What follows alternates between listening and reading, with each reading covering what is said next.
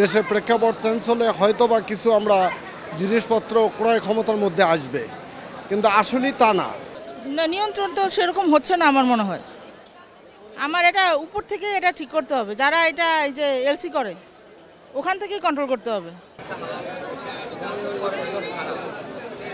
Soybean তেলের আমাদের commission কমাই দিচ্ছে, সরবরাহের তুলনায় কম। সোয়াবিন তেল আমরা লিটার আগে 5 টাকা লাভ দিত ডিলার, এখন আপনার 167 গায়ে লেখা, ডিলার 65 টাকা নিতেছে। সরবরাহের তুলনায় কমাই দিচ্ছে, এখন যা গায়ে দাম ওই দামে সোয়াবিন তেল বিক্রি হইতেছে। লিটার 167, 2 লিটার 334, 5 লিটার 818 টাকা। অ্যাভেলেবেল আসতেছে না, প্রত্যেকটা কোম্পানি মাল দিচ্ছে না, 2-3টা কোম্পানি বন্ধ।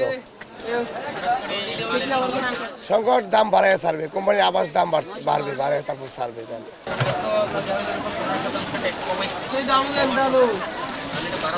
এটা আসলে বাস্তবায়ন হচ্ছে না, এটা আসলে মেল মালিক কোম্পানি আমদানিকারক তাদের কাছে সব কিছু, তারা ওইখান থেকে না কমাইলে খুচরা বাজার কমবে না। খোলা তেলের তো দাম আরও বাড়ছে, খোলা তেল আসলে আমরা বিক্রি করি না। খোলা সোয়াবিন আগে ছিল 165 টাকা, 63 টাকা, এখন সেটা হয়েছে আপনার 185 টাকা কেজি। এটা হচ্ছে কেজি হিসাব, লিটার হিসাব করলে আপনার প্রায় 15 টাকা 20 টাকা কেজিতে নামবো। আর পাম অয়েল ছিল 135 টাকা কেজি, সেটা হয়েছে এখন 178 টাকা, 180 টাকার মতো।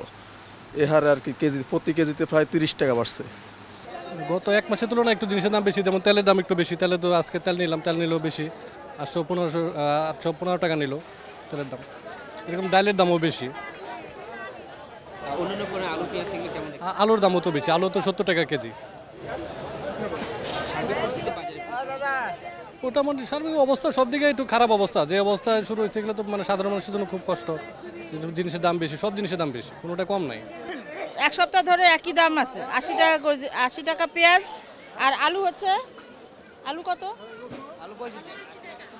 এই যে মোটাটা তাও ইন্ডিয়ান, আর দেশিটা তো ধরাই যায় না, 150।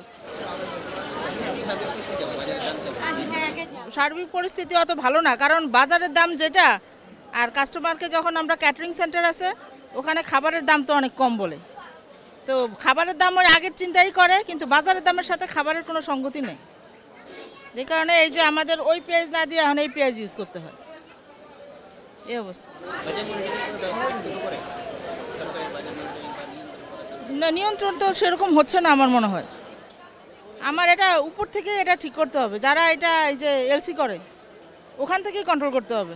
নাহলে তো এরা তো বলতেছে আজকের বাজার বেশি, আজকে শুক্রবার, আজকে দাম বেশি সব কিছু। হ্যাঁ, এটা সত্যি যে দাম বৃদ্ধি পেয়েছে। এখন এখানে এটা কারণ বাজার ঢাকার অন্যতম বৃহত্তম মার্কেট, এখানে খুচরা পাইকারি সবই বিক্রি করে, কিন্তু এখানে যদি দাম বেশি থাকে তো এলাকা ভিত্তিক যে দোকানগুলো আছে সেখানে আরও দাম বেশি, তো মোটামুটি একটা হিমশিম খাওয়া লাগছে। তো অনেক বেশি, আলু তো এখন মনে করেন 70-80 টাকার কম পাওয়াই যাচ্ছে না। তো যারা খুচরা কিনে 1 কেজি বা 2 কেজি কেনে তাদের জন্য এটা খুব বড় কষ্টের। আর এখানে বেশিরভাগ পাইকারি বিক্রি করে, যেটা পাল্লা হিসাব বলা হয়, ওইখানে একটু কম, এলাকার খুচরা দোকানে অনেক বেশি। সবজির দাম একটু কমে আসতেছে, যেমন 15-20 দিন আগে যে দাম ছিল ওইখান থেকে অনেকগুলো একটু কমে আসতেছে। যেমন পটল 40 টাকা, কিছুদিন আগে এটা 80 টাকা ছিল, সিম ছিল 150 টাকা, এখন এটা 80 টাকা। সবজির দাম কিছুটা কম, এটা সিজনাল, যেহেতু সবজির সিজন এই কারণেই কম। পেঁয়াজ বর্তমানে আমরা দেশিটা বেচতেছি 130 টাকা কেজি, আর যে মিশরের যে বড়টা ওইটা বেচতেছি আপনার 80 টাকা কেজি। আর আলু হইলো 65-70, না এটা কুসা রেট। আর পাইকারি রেটের বাজার হলো আপনার আলু 60-62, যেটা লাল আলুটা এটা হলো 62 টাকা। আর সাদা বিক্রমপুরে আলুটা হলো 60 টাকা, 59 টাকা বাজার। আর না, মোটামুটি এক সপ্তাহ আগে যেরকম আছে না এরকমই আছে, মানে এক সপ্তাহ আগে বাজার কম আসছিল।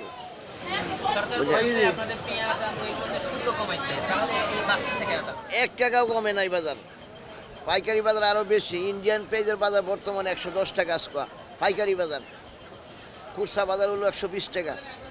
বাজারের জিনিসপত্র আমরা যতটুকু আশা করছিলাম যে দেশের প্রেক্ষাপট চেঞ্জ হলে হয়তো বা কিছু আমরা জিনিসপত্র ক্রয় ক্ষমতার মধ্যে আসবে, কিন্তু আসলেই তা না।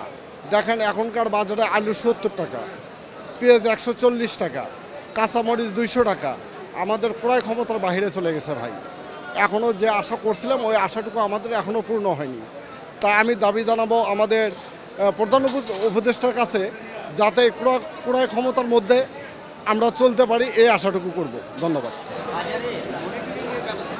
মনিটরিং আমি দেখতেছি না, এখানে আমি প্রায় আধা ঘন্টা 1 ঘন্টা থেকে ঘুরলাম, কিন্তু দেখি নাই, কোনো মনিটরিং দেখি নাই এখন পর্যন্ত, চোখে পড়ে নাই আর কি।